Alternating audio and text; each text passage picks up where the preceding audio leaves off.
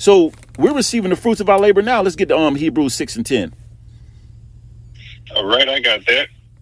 This is the book of Hebrews 6, chapter 10, verse reads, "For the Most High power is not unrighteous to forget your work and labor of love, which ye have showed toward his name, in that ye have ministered to the saints and do minister." So the Lord will never forget, and he's extremely loyal.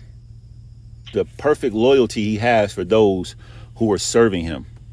Whatever our position is in this ministry, some of us, some of us are the men are called to be preachers or prophets. Some are helpers. Even the Aqua, they got their hands on deck. You got some of these women who are making garments and sending up their tithes. Everyone's playing their position, and the Lord in return is showing favor to the hopeful elect. Those that are, and look, you got to call on the true names, which is Yahweh Yahweh Shai. So doing the work, serving the Lord's people, the Lord is in return, we're yielding forth fruit. Now I want to get the sayings of that. You can get me Kapashi, if you can get me the definition of shewed in the Blue Letter Bible while I read this. It says what is fruits of labor? Meaning, it says the profits or gains achieved as a result of hard work. So even though, and praying that we endure, right? Even though we haven't finished the course yet, and we're on that journey too, hoping we finish, we're still seeing the fruits of our labor yielding. Brothers got good health, increase. We see another day to be in his truth, fearing the Lord while our enemies fall. Like those are benefits. Those are gains. We have food, water, shelter. The angels are encamped around us because we fear Yahweh B'Shem Yahushua, and we know that to be true. Let me get that definition of shewed. All right, I got it right here in Blue Letter. It reads, to point out, to show, demonstrate, prove, whether by argument or by facts, to manifest, display, put forth. That's right. To manifest. Is it not manifesting? And some of the people in the world sees it. You might be in the world at the gym. And this happened to me recently. Jake just came up, was like, man, something about you. I just got to have this conversation. Like, it's something about you. So even then, the Lord even showing, the world, like, they see that we're not of the world. There's something different about us. Because the fear of the Lord is on us, man. It's of the Lord, man. And it's demonstrating and manifesting that there's favoritism being shown to those who fear him. Again, we have these testimonies to point these things out, to be able to have testimonies and say, look, this is what the Lord done for me. It's so many things we can't even, it's far exceeded, the things that we could just say in one video. Right? Keep going in that verse 11, Baba Quashah. All right. This is Hebrews 6 and 11 reads, "And we desire that every one of you do show the same diligence to the full assurance of hope unto the end."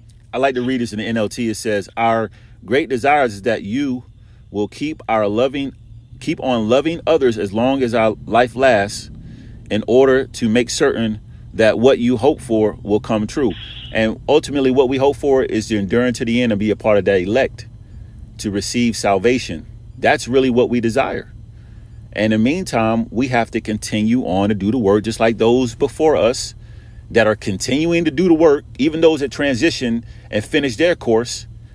And then you have examples of our spiritual fathers who are still in this truth, doing the work, fervent, coming at same stead, being blue collar servants of the Lord, constantly doing the work, feeding the Lord's sheep, Keep going.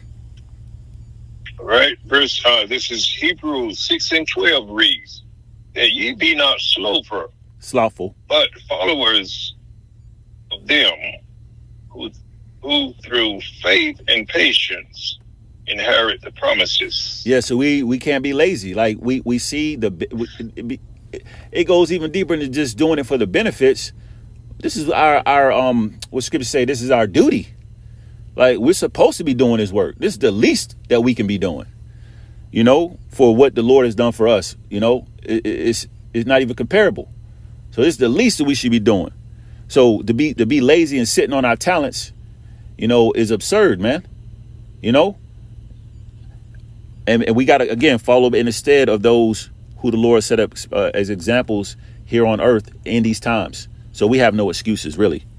You know, and ultimately the goal is to inherit the promises. But the point is, we're seeing the fruits of our labor showing now. So, I mean, we got so much coming forward that we can't even measure. Like scriptures say, eyes have not seen, nor ears have heard what the Lord has laid out and set aside for the elect. You got a precept you want to close out on? Any one of your brothers? I'm good. You still want that Deuteronomy 6:24? Let me see. Let's drop that and let's end off on Sirach. If you can get me Sirach 1 and 11, read down to 13. I'm gonna let you read all the way through. Yep. This is the book of Sirach, chapter 1 and verse 11. The fear of the Lord, Yahweh Bahashem Yahweh Shai, is honor and glory and gladness and a crown of rejoicing. Keep going. Okay, kind of. Verse 12, it says, the fear of the Lord maketh a merry heart and giveth joy and gladness and a long life. Whoso feareth the Lord, it shall go well with him at the last, and he shall find favor in the day of his death. All these are benefits for fearing Yahweh Ba'ashem Yahweh Shai. Peace, merry heart, joy, happy is he that getteth wisdom, right? Gladness, glory, honor, you know. All these are benefits of Yahweh Ba'ashem Yahweh Shai. And look, some of us are going to be martyrs for this truth. And that's a blessing, man. You automatically, you know, get your reserved seat for the kingdom, to be the first fruits in the kingdom. So you can't go wrong with fearing Yahweh Ba'ashem Yahweh Shai, man. So it's another video just pushing out the importance of, you know, fearing the Lord. And the Lord is going to show great favoritism to those of the elect, praying that we're part of that number. I guess that's the last precept for me. Anything you got, Tazabah? I had one. Yeah, and we'll close out on yours. This is Jeremiah 30:17. It says, "For I will restore health unto thee. I will heal thee of thy wounds, saith the Lord, Yahweh Ba'ashem Yahweh Shai. Because they called thee an outcast, saying, This is Zion, whom no man seeketh after." So, Spirit and power, Yahweh Ba'ashem Yahweh Shai, he restoring health unto the hopeful elect by healing his people with this word once again. You know, turning back to him, fearing him, seeing fruits of our labor. You know, bringing forth his prophecies. You know, starting with the apostles and elders, a great millstone, prophesied the downfall of this kingdom. And by doing this, we're helping heal the Lord's people through the Spirit of Yahweh through his word. We're seeing the fruits of our labors. It's a beautiful thing. It says, "Behold, I will bring again the captivity." It's like the wrong one. It says, I will heal thee of thy wounds, and those wounds are what? All the hell that our people call as a nation, you know, whatever we call as a nation, the transatlantic slave trade, you know, being under these different rulerships of the heathens, starting off with Esau, Edom. Says, because they call thee an outcast, right? Because this world looks at so-called Negro, Latinos, and Native Americans as an outcast, as a reject, right? But Yahweh Ba'ashem Yahweh Shai, he looks at his elect as his precious jewels. That's what he's doing now. This is the process. The Lord is polishing up his jewels, getting to gather his people, right? For doing the will of our Heavenly Father and his only begotten Son. Because they called the outcast, saying this is Zion, which is another name for Israel.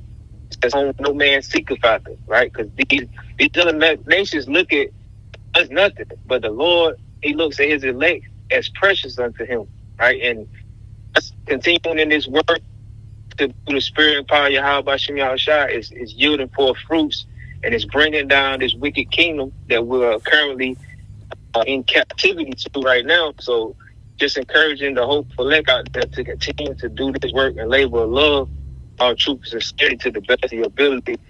Continue to serve Yahweh Shem Yahushua. But will we be a part of that number and receive mercy in times that we're coming into? So that's all I have, brother. And there you have it.